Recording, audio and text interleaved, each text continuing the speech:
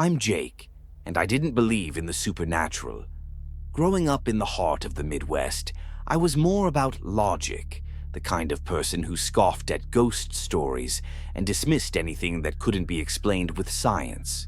But that all changed one night in the woods, just outside of Madison, Wisconsin, on a weekend trip that I took alone to clear my head. I wasn't the type to make a lot of friends. College had been tough for me. I didn't fit in, and it felt like I was always on the outside. My days mostly consisted of class, study sessions, and the occasional jog around campus. I'd grown used to the isolation, so when the chance came to take a break from the noise of school, I decided to head into the woods for some solitude. The plan was simple: hike into the forest, set up camp, and maybe take some photos of the fall colors. No distractions, no people, just me and the forest. Maybe I could come back with a fresh perspective. I set off mid-afternoon on a Friday, driving my old Subaru out to the edge of the forest preserve. I didn't expect to see anyone. The path was secluded, remote. My only companion was my dog, Rocky. He's a German Shepherd mix, and although he wasn't much for adventure, he seemed content to just follow me wherever I went. I arrived at the campsite around 4 in the afternoon, the sun still high in the sky but beginning to dip behind the trees. The air had that crisp fall bite to it. It was the kind of chill that makes you feel alive. Rocky bounded out of the car, eager to explore. I set up my tent near a small creek and started a fire. I was alone, but I didn't mind. There's a kind of peace that comes with being surrounded by nature, even when you're alone. As the sun finally disappeared and the sky turned dark, I started to feel it. A quiet unease, the kind that settles in your gut when you're away from the comforts of home. I told myself it was nothing, just the loneliness getting to me. But as the fire crackled and I sat there with Rocky at my feet, I couldn't shake the feeling that I wasn't entirely alone. It started with the sounds, faint at first, like distant rustling in the trees. At first I thought it was just the wind, but then Rocky's ears perked up. He growled low, the sound vibrating in his chest. I turned, scanning the darkness, but all I saw was the silhouette of trees against the black sky. The fire flickered, casting long, crooked shadows. I told Rocky to calm down, but his growls only grew louder, more insistent. My heart began to race. What was out there? Then came the sound, a low, guttural growl, like nothing I'd ever heard before. It didn't belong to a bear or even a mountain lion. It was deeper, more menacing, something primal. I stood up, grabbing the flashlight from my bag. I shone it toward the trees, my hands shaking. There was nothing, just the darkness staring back at me. Rocky was still on edge, pacing around the campfire, his growls echoing into the night. That's when I saw it. The movement just beyond the light's reach. It was quick, barely noticeable, but I saw it. A shadow, a flicker of something large and fast. I felt my pulse quicken as I took a step back. The hairs on the back of my neck stood up, and I realized with sickening clarity that whatever was out there was watching me. The growling stopped suddenly. Dead silence followed. It was the kind of silence that made everything feel even more ominous. I thought I heard something, footsteps maybe, the crunch of leaves, but I couldn't tell where it was coming from. Rocky froze, his body tense, every muscle coiled. He was staring into the trees. Then, from the dark, 2 bright yellow eyes appeared. They weren't like any animal's eyes I'd ever seen. They were wide and unblinking, fixed directly on me. I could feel them, piercing through me. The air grew heavy, thick with tension. I wanted to yell at Rocky, to tell him to run, to do something, but I was paralyzed, unable to make a sound. Those eyes, they didn't move, they just watched. And then, in one swift motion, something lunged out of the trees, moving faster than any animal had the right to. It was a blur of fur, claws, and teeth. Rocky barked furiously, rushing forward to defend me, but the thing was too fast. I heard the sickening thud as Rocky collided with it, followed by a yelp of pain that froze my blood. I grabbed a stick from the ground, running toward the chaos, but it was useless. The creature, whatever it was too powerful. Rocky was dragged backward into the woods with an almost supernatural speed, and all I could do was watch. My heart pounded in my chest, a mix of terror and guilt consuming me as I stood frozen, useless. The night dragged on in silence after that. I stayed by the fire, my body numb with fear. I called out for Rocky over and over, but there was no response. The only sound was the crackling of the dying flames. Morning came too slowly. The first light of dawn broke over the horizon, but it did little to ease the dread in my chest. I packed up quickly, my hands shaking, scanning the area for any sign of my dog. But there was nothing, not a trace. I left the woods that day, the memories of those glowing eyes and Rocky's final cry haunting every step. My car felt too small, the walls of it closing in on me, pressing my panic higher with each mile I drove away. Even now, I don't sleep through the night. Every time I close my eyes, I can still feel those eyes watching me, lurking just outside my window. I hear the sound of footsteps, and sometimes I swear I can hear Rocky's bark in the distance, as if he's still out there waiting for me to come back. And part of me thinks that whatever it was in the woods, it's still there, waiting for anyone else foolish enough to wander too close. I took the trip alone. I wasn't supposed to, but plans fell through, and I had already booked the cabin. It was a small rental, miles away from anything, tucked deep in the woods near a quiet lake. I told myself I needed the solitude. I needed the silence. The drive out was uneventful. Long stretches of road, occasional gas stations with flickering lights, and an eerily empty convenience store where the cashier didn't say a word, just watched me. The cabin was exactly as described, quaint, rustic, isolated, no TV, no internet, just the sound of wind in the trees and the water lapping at the shore. I dropped my bags and sat on the porch, letting the quiet settle in. It was peaceful, until night fell. The first thing I noticed was how dark it got. No streetlights, no glow from nearby houses, just a thick, swallowing blackness. I read for a while by lantern light, but eventually I got tired and turned in for the night. That's when I heard the footsteps. At first I thought it was an animal. Deer, maybe, or a raccoon. But the steps were too deliberate, too heavy. They circled the cabin, slow and steady. I held my breath and listened. A knock. 3 soft knocks on the front door. I didn't move, didn't breathe. The knocking stopped, and I thought maybe I had imagined it. But then, the doorknob turned. It rattled lightly as if someone was testing it. I reached for my phone, but there was no service, no signal, no way to call for help. I grabbed the flashlight from my bag and stood, my heart hammering against my ribs. The doorknob stopped moving. Silence. Then a soft rustling from outside the window. I turned the flashlight on, pointing it at the glass. Nothing. But then, just at the edge of the beam, I saw it. A shape. Not a person. Not quite. It stood just beyond the reach of the light, its outline wrong, its proportions off. I took a step back. It took a step forward. I turned off the flashlight. Silence. Minutes passed, maybe an hour. I sat on the bed, back against the wall, gripping the flashlight so tight my fingers ached. The air inside the cabin felt heavier, pressing in on me. I don't remember falling asleep, but I must have, because I woke up to sunlight streaming through the window. The first thing I did was check the door. Still locked. The windows latched. No sign of forced entry. Maybe I had dreamed it. Maybe the isolation was getting to me.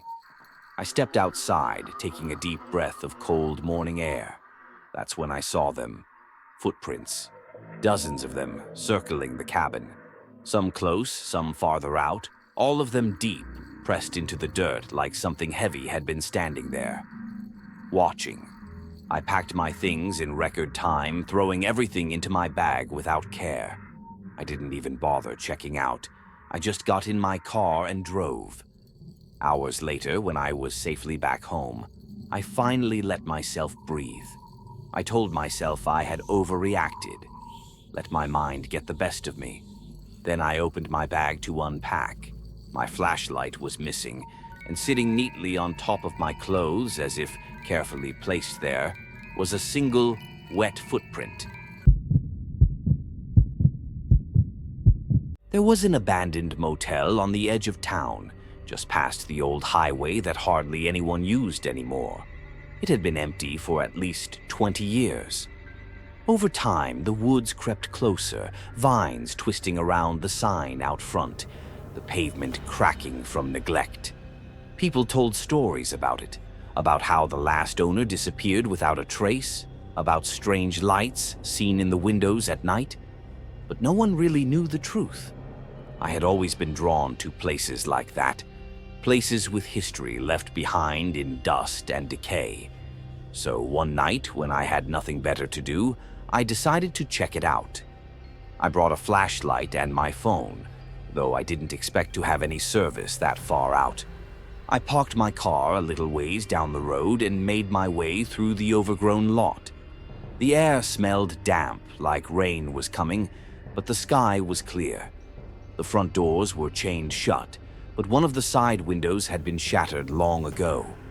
I carefully climbed through, avoiding the jagged glass, and found myself in the lobby. The place was in ruins.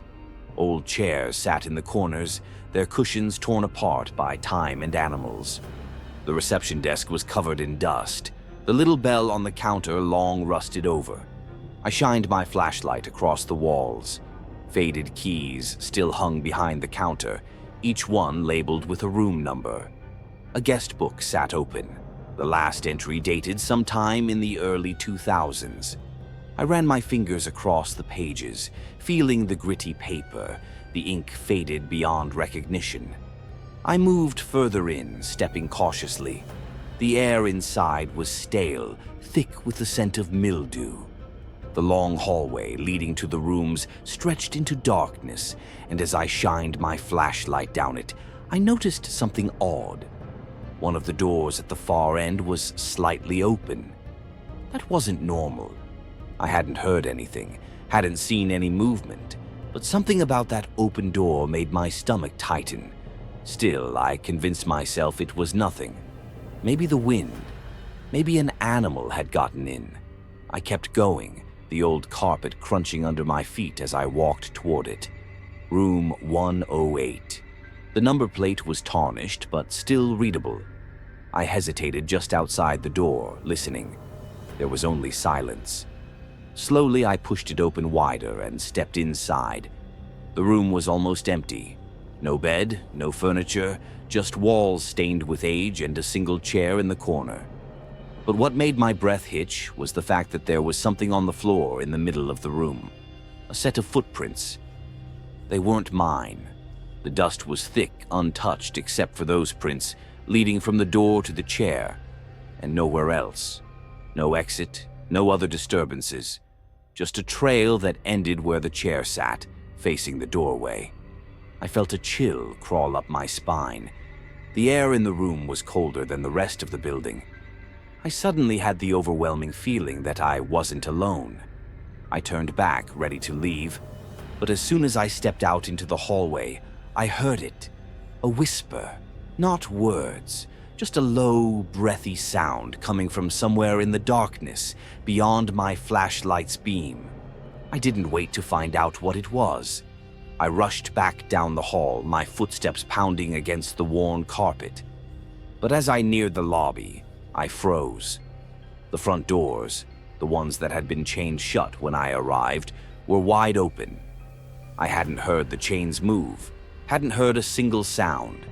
And worse, I could see my car from the doorway, but now the driver's side door was open too. Someone was out there.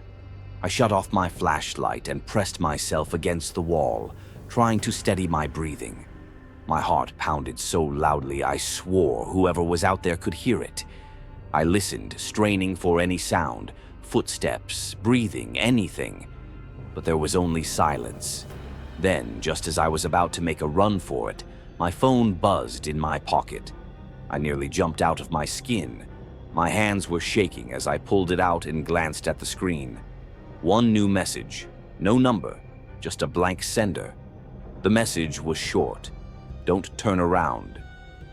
Every hair on my body stood on end. My fingers tightened around my phone. My back was still against the wall, my eyes locked on the open doors, my car still sitting there in the lot. I knew I had two choices. I could look, or I could run. I didn't hesitate. I bolted for the doors, my legs burning as I sprinted through them and toward my car. The moment I got inside, I slammed the door shut and locked it. My hands fumbled for the keys, nearly dropping them in my panic. As soon as the engine roared to life, my headlights illuminated the motel, and I saw it, standing just inside the doorway. A figure, tall, motionless, watching me. I didn't wait to see anything else. I threw the car into reverse, tires screeching as I backed onto the road. My breath came in gasps as I sped away, not daring to look in the review mirror. I didn't stop driving until I was miles away, until the old highway was far behind me, and the abandoned motel was nothing but a memory that still haunts me to this day. Because sometimes, late at night, when I check my phone, I still get messages from no number, and they all say the same thing. Don't turn around. I was around 10 years old when it happened.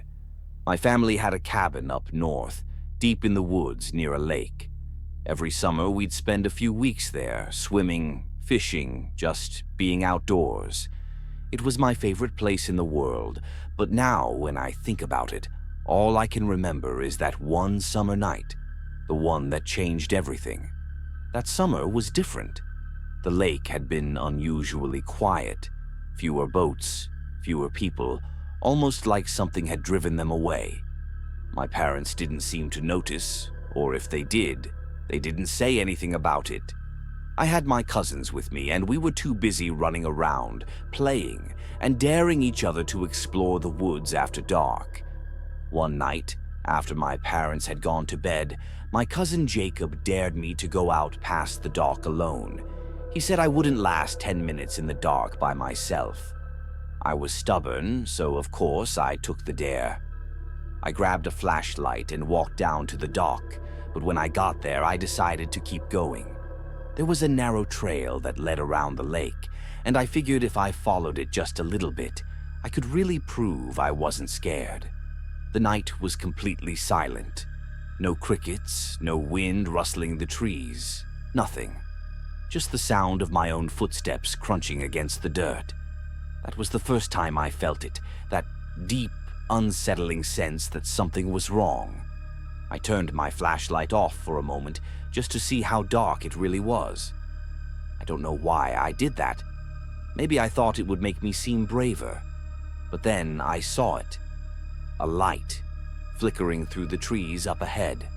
A fire. It was just off the path, maybe a few 100 feet away.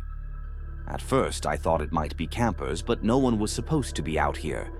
My parents had mentioned that the park rangers had closed off part of the lake due to flooding earlier in the season. But the fire was definitely there, glowing softly through the gaps in the branches.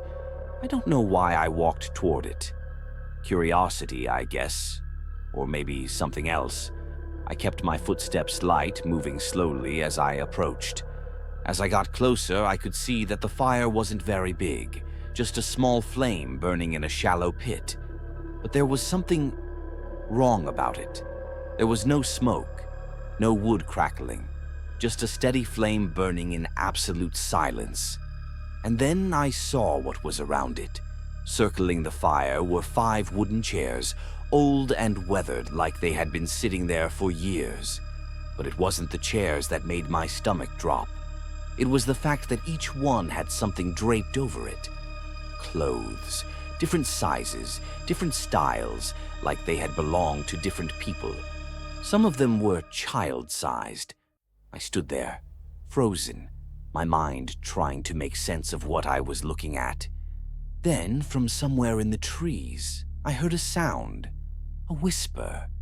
So soft I almost thought I imagined it. But then it came again, closer this time. It wasn't words, just a breath. A slow, deliberate exhale, like someone was standing just beyond the tree line, watching me. My whole body went cold. I turned, ready to run, but before I could move, something changed. The fire, which had been perfectly still, suddenly flared up, burning high for just a second before it snuffed out completely. Like someone had flipped a switch. One moment it was there, the next, total darkness. And then the whispering started again. This time it wasn't one voice. It was many, all around me. Too many to count, overlapping in hushed tones. I couldn't understand what they were saying, but I didn't need to. The sheer sound of it made my skin crawl. I did the only thing I could. I ran. I ran so fast I don't even remember half of it. I just know that by the time I got back to the cabin, my lungs were burning and my hands were shaking so badly that I could barely turn the doorknob. I slammed the door shut behind me and locked it, pressing my back against the wood, trying to catch my breath. No one else had heard anything. My cousins were still upstairs, whispering about something stupid, and my parents were asleep. I didn't tell them. Not then, not ever. What would I even say? That I saw a fire that didn't burn, clothes that didn't belong to anyone, and whispers that came from nowhere. They wouldn't believe me. The next morning, I tried to convince myself it was all a dream, that my mind had played tricks on me in the dark. But when I looked out at the lake, at the trail where I had stood the night before, I saw something that made my stomach twist into knots.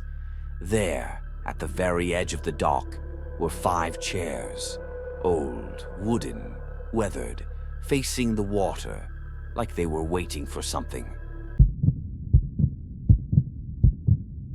It was the summer before my last year of college when my 2 best friends, Mark and Ryan, and I decided to do something a little reckless.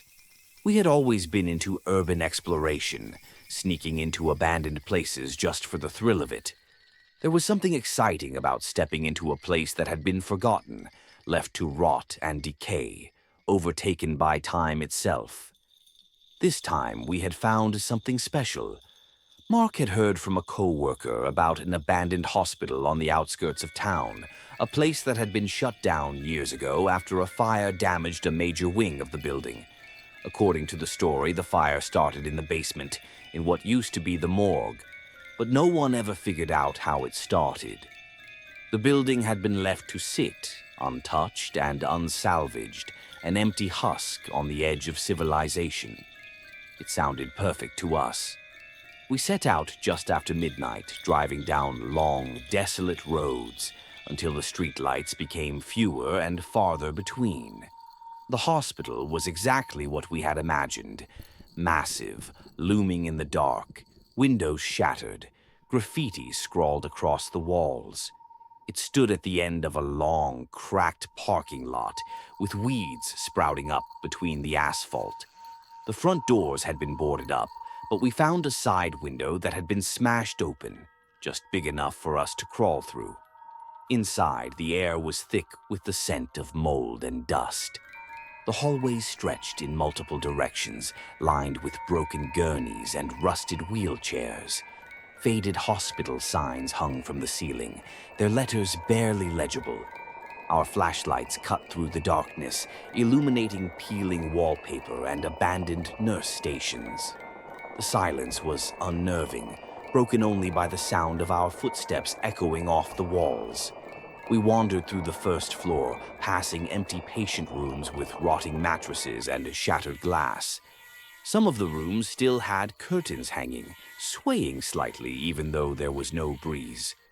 The deeper we went, the more it felt like the building was swallowing us whole, the darkness growing thicker. Then we found the stairwell. The stairs descended into the basement, and the air grew colder as we stepped down. Mark led the way, his flashlight beam bouncing off the damp walls. At the bottom, we were met with a heavy steel door that had been left slightly ajar. Beyond it was a long hallway lined with old examination rooms, the paint on the doors chipped and peeling. The smell here was different, rancid, like something had been left to rot. Ryan joked that this must have been the morgue, but the uneasy chuckle in his voice told me he was just trying to break the tension. As we walked deeper, the hallway seemed to stretch on endlessly, twisting in directions that didn't make sense. It felt like we were walking in circles, but we never passed the same door twice. Then came the sound, a shuffling noise, faint but unmistakable, coming from one of the rooms ahead of us. We froze. It was slow, deliberate, like footsteps dragging across the floor. Mark shined his light toward the source of the sound, but the beam only reached so far before the darkness swallowed it. "Hello?" Ryan called, his voice bouncing off the walls. No answer, just more shuffling. Mark took a step forward, but I grabbed his arm. "Let's go back," I whispered. Something wasn't right. That's when we heard the breathing. It was deep and labored, coming from the same direction as the shuffling. But then we realized it wasn't coming from ahead of us. It was coming from behind. Ryan swung his flashlight around, and for the briefest second, we saw it. Something standing at the far end of the hall, just beyond the reach of the light. It was tall, impossibly thin, its limbs too long, its head tilted slightly like it was studying us. The moment the light hit it, it jerked violently and let out a guttural clicking sound. Then it moved. Not walked. Moved. 1 second it was standing still. The next it was rushing toward us, its body contorting in ways that made no sense. We ran. We didn't think, didn't speak, just ran as fast as we could back toward the stairs. My legs burned as I scrambled up, the sound of something clawing at the walls behind us, pushing me forward. We burst through the hospital doors, sprinting through the overgrown parking lot, not daring to look back until we reached the car. We dove in, locking the doors, gasping for breath. Ryan fumbled with the keys, his hands shaking so badly he could barely start the engine. As we peeled out onto the road, I dared one last glance at the hospital. The window we had crawled through was still open, and standing in it was a figure, watching us leave. We never went back, and we never spoke about what we saw. But sometimes, in the dead of night when everything is silent and still, I swear I can hear that same guttural clicking sound just outside my window. This happened a few years ago when I was still in high school. My best friend James and I used to spend most of our free time exploring the edges of our small town, especially the places that people usually avoided. There was something about the thrill of the unknown that kept us coming back for more. One night, after a long, boring day of doing nothing, we decided to check out an old factory on the outskirts of town. It had been abandoned for years, and no one really knew why.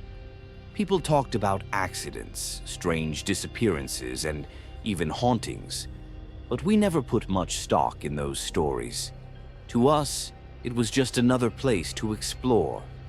The walk there was eerie.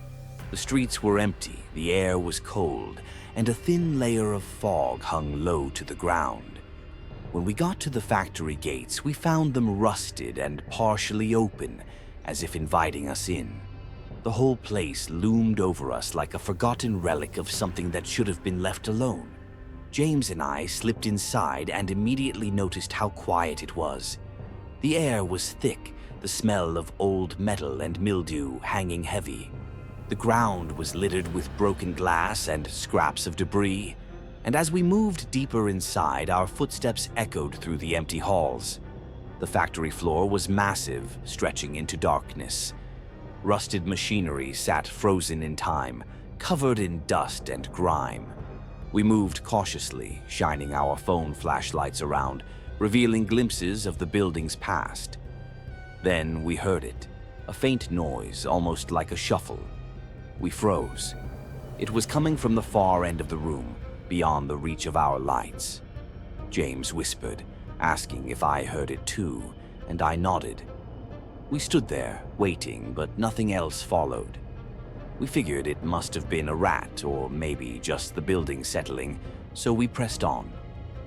As we explored, we found a stairwell leading up to what looked like a series of offices. The higher we climbed, the more uneasy I felt. The air was heavier, the silence more suffocating. On the second floor, we found a hallway with doors lining both sides. Some were open, revealing empty rooms, while others were locked or jammed shut. Then, as we passed by one of the open doorways, we heard a creak behind us. James spun around, his flashlight trembling slightly. The door we had just walked past, which had been wide open, was now almost closed. Neither of us had touched it. James whispered that we should leave, but something compelled me to push forward. I reached for the door and slowly nudged it open again. The room inside was empty, just a desk and a few scattered papers. But as my light swept across the floor, I noticed something. Footprints in the dust. They weren't ours. We backed away, our breathing shallow. Then we heard it again, that same shuffle, this time much closer. It came from the hallway behind us, where we had just been. We turned, our lights cutting through the darkness, but nothing was there. Just the empty corridor stretching into blackness. And then we saw it. A shadow moved at the far end of the hallway. It was subtle, barely noticeable, but it was there. A figure standing just at the edge of our light's reach. It didn't move, didn't make a sound, just stood there watching. I grabbed James's arm and we both took slow, careful steps backward. The figure didn't move at first, but then, without warning, it took a step forward. And another. That was enough for us. We turned and ran, bolting down the stairs, nearly tripping over ourselves in our panic. As we reached the factory floor, we heard something above us, a heavy thud, as if something had dropped from the second floor. The sound sent a jolt of terror through us, and we sprinted for the exit. Bursting through the rusted gate, we didn't stop running until we were far enough away to feel safe.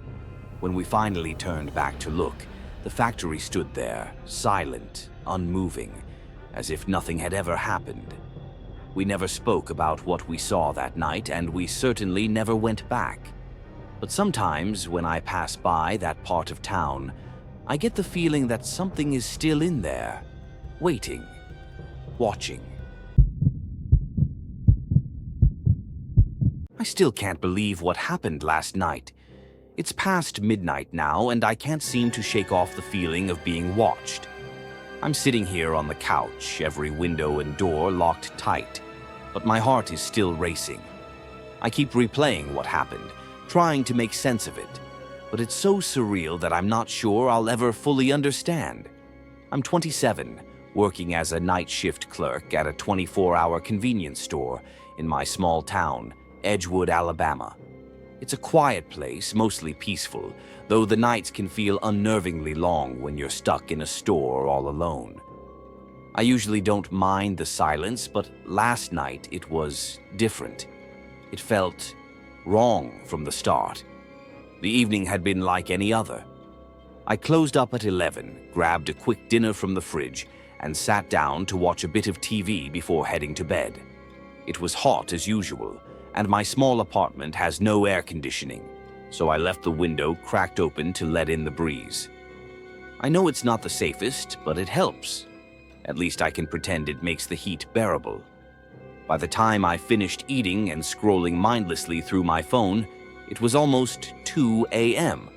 I switched off the TV and crawled into bed. I wasn't really tired, but exhaustion eventually caught up with me, and I drifted off to sleep. But then I woke up suddenly at 3:15 a.m. I don't know what it was that woke me.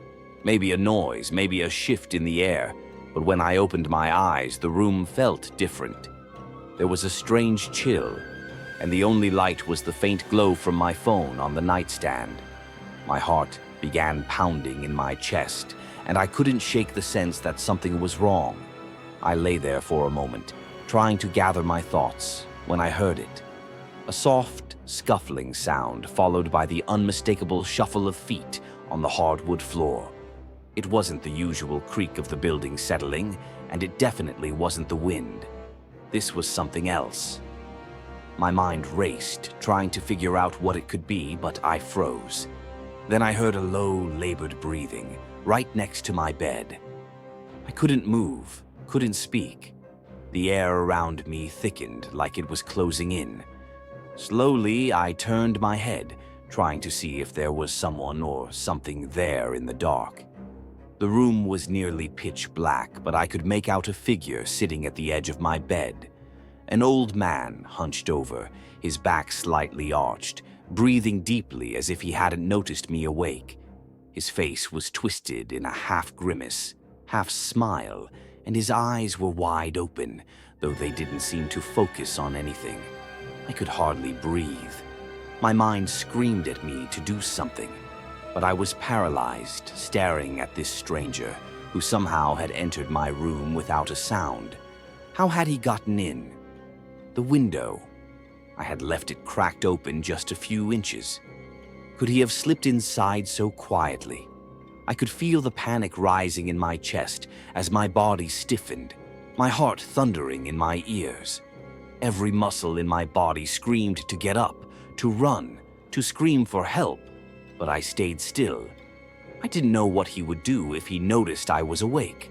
What if he turned on me? What if he was waiting for me to make a sound so he could... I didn't even want to think about it. The seconds felt like hours. I forced myself to move. Slowly, I reached for my phone on the nightstand. My fingers trembled as I grabbed it, trying not to make a sound. Every movement felt like it could give me away. I inched the covers off and quietly set my feet on the cold wooden floor. I didn't dare make a sound. The silence in the room was suffocating. I was shaking so badly that it felt like the whole house might feel the vibrations. But the old man didn't move, didn't even acknowledge me. I carefully made my way toward the door, my breath caught in my throat, praying he wouldn't notice. Finally, I reached the hallway and shut the door behind me, my heart still hammering in my chest. I moved as quietly as I could, almost stumbling toward the bathroom. I locked the door behind me and, with trembling hands, dialed 911. My voice quivered as I tried to explain the situation, but the words seemed so absurd. A man in my room? How was that even possible? The operator stayed calm, asking me questions while I could hardly think straight. I kept my eyes on the bathroom door, half expecting to hear the shuffling of feet or see his shadow slip under the door. But nothing came. I don't know how much time passed before the knock at my front door came. The relief I felt was overwhelming, but there was still a small part of me that wasn't convinced. What if the man had been waiting for the police to leave? What if he was still inside, hiding somewhere? I could barely get my legs to move as I rushed to the door. "Police! Open up!" the voice called out. I swung the door open, almost collapsing in relief. 2 officers stepped inside, their flashlights cutting through the dark. I led them to my bedroom, but when they turned on the light, there was no one there. No old man. The bed was empty, the blankets slightly disturbed, but no sign of anyone.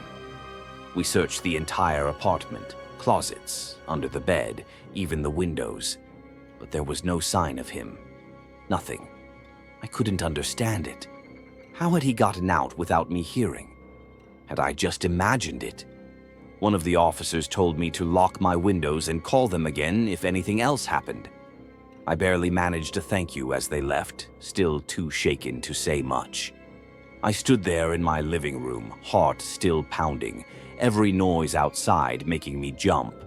I couldn't go back to the bedroom, so I grabbed a blanket and settled on the couch, checking the locks and windows again. But even with all the precautions, I couldn't shake the feeling that something wasn't right. What if he was still out there, waiting, watching? The thought made my skin crawl. The whole night passed in a haze of anxiety. I couldn't sleep, couldn't relax. Every rustle of leaves outside felt like it was him, returning for another try. I couldn't escape the thought that maybe he had been watching me for days, or maybe he had known something about me that I didn't. I don't know what to make of it. I haven't been able to sleep since, and I'm not sure when I'll feel safe again. Edgewood has always been a quiet town, but now every shadow feels like a threat. Every creak of the floorboard seems like someone trying to sneak up on me. I'm still terrified to go back to my room, and I can't shake the image of that man sitting there, watching me. Maybe he was just a drifter, someone looking for a place to sleep. Or maybe he had something more sinister in mind. But whatever the case, I can't help but wonder, is he still out there? Or is he already planning his next move? I don't know how much longer I can stay here, in this place that now feels like a trap. But all I can do is lock the doors, check the windows again, and hope that tonight I can finally sleep without fear. I was living in a small apartment on the edge of town, a place that felt empty even when it was full. It was just me and my dog, a mutt I rescued a few months before. My days were spent working from home, mostly glued to my computer, while my nights were quiet, filled with the hum of the refrigerator and the occasional bark from a neighbor's dog. One evening, I found myself scrolling through Facebook Marketplace, looking for something to fill the void of my loneliness. I had been thinking about getting a new couch, something more comfortable. After weeks of browsing, I finally came across a listing. A nearly new sectional sofa going for an unbelievably low price. The post had a picture of the couch in what looked like a clean, modern living room. The description seemed too good to be true. The seller claimed it was hardly used and was just getting rid of it because they were moving. I hesitated. Something about the price, especially in my area, felt off. But the thought of getting such a deal was tempting. I shot a message to the seller, who quickly responded. His name was Mike, and he seemed friendly enough. We exchanged a few messages, and I arranged to meet him the following evening. He suggested a local park, a popular spot in the middle of the city that was still busy even late at night. The meeting time was set for 10 p.m. That evening, I left my apartment around 9:45. The park was only a 10-minute drive away, and I wanted to get there a little early, just to make sure everything was on track. As I pulled into the parking lot, I saw that the place was nearly empty, save for a couple of cars parked far from each other. The parking lot lights flickered in the cold autumn air, and the leaves rustled in the breeze, making the night feel even quieter than it was. I checked my phone. Mike had texted me saying he'd be a little late but was just a few minutes away. I parked near the entrance where the streetlights were brighter and waited. The longer I sat there, the more I felt uneasy. It was as though something was just off. I told myself it was nothing. I was just nervous about meeting a stranger in a dark parking lot. As I sat there, I noticed a black SUV pulling into the lot. It stopped near the far end, where the park's playground was, a spot that didn't get much foot traffic. I couldn't see inside the vehicle, but I figured it had to be Mike. He had mentioned driving a dark-colored SUV. I checked my phone again, but there were no new messages. I stared at the SUV for a few seconds before I saw the driver's door open. A tall man stepped out, wearing a dark jacket and jeans. He didn't immediately walk toward me, but instead, he stood by his car looking around the lot. Something about his posture made me uncomfortable. He didn't seem in a rush, just standing there like he was waiting for something or someone. I waited for him to come closer, but he didn't move. I considered texting him, but before I could, he waved at me. Slowly, cautiously. I felt my stomach tighten as he gestured for me to walk over to him. His voice came over the phone. "Hey, come on over. I'll show you the couch." I hesitated, then grabbed the money from my wallet, trying to shake off the feeling that something was wrong. I locked my car and walked toward him. As I got closer, I noticed that the SUV's back doors were wide open, revealing a large, bulky object inside covered with a dark sheet. My mind raced, and for a moment, I thought it could be the couch. But there was something unsettling about the way it was arranged. Mike stood beside the car, smiling a little too wide. "It's all here," he said, his voice low and calm. He stepped aside to let me look at the couch. I leaned over to inspect the lump under the sheet, my fingers grazing the edge. There was a strange scent in the air, something faintly chemical, almost like fresh paint. I pulled back the sheet. It wasn't a couch.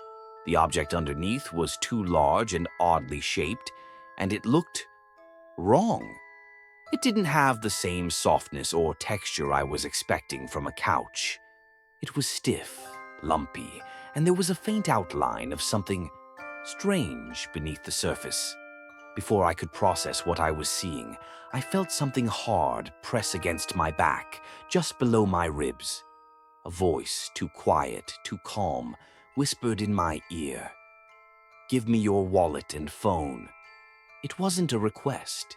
It was a command, and the pressure against my back told me I had no choice.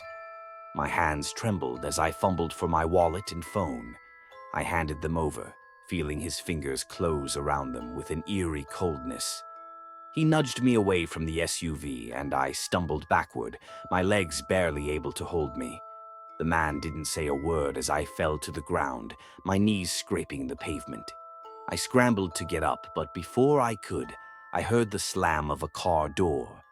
The tires of the SUV screeched as it sped off into the night, leaving me behind, shaking and alone. For a few moments, I could only sit there, gasping for air, trying to regain my balance. My hands shook as I reached for my phone, finally realizing it hadn't been taken. I quickly dialed 911, my voice a mess of panic as I explained what had happened. The operator reassured me, telling me help was on the way. When the police arrived, they took my statement. I noticed the disbelief in their eyes, the way they glanced at each other. They didn't say it out loud, but I knew they didn't think they'd catch the guy. There were no cameras, no license plate, nothing to go on. A few days later, I was going through my phone, deleting old messages, trying to erase the whole experience from my mind. I opened the conversation with Mike, hoping to delete it without thinking. But then I froze. In one of the pictures he had sent me, a photo of the couch before he listed it, I noticed something. The reflection on the surface of the couch was faint, but it was there. In the glass, there was another figure, standing too close behind him, barely visible in the dim light. They were holding something long, something that didn't look like a phone or a bag, but something more. Dangerous. I zoomed in, my heart racing. The shape in the reflection was unmistakable. The figure was holding a crowbar. My blood ran cold as I realized just how close I had come to something far worse than just a robbery. What if he hadn't just wanted my phone and wallet? What if there had been another plan in mind all along? I deleted the messages, my hands still shaking. The memory of that night stayed with me, heavy and haunting. Every time I heard a car door slam or saw an unfamiliar vehicle pass by my apartment, I couldn't help but wonder if Mike was still out there, waiting for the next person to make the mistake of trusting him.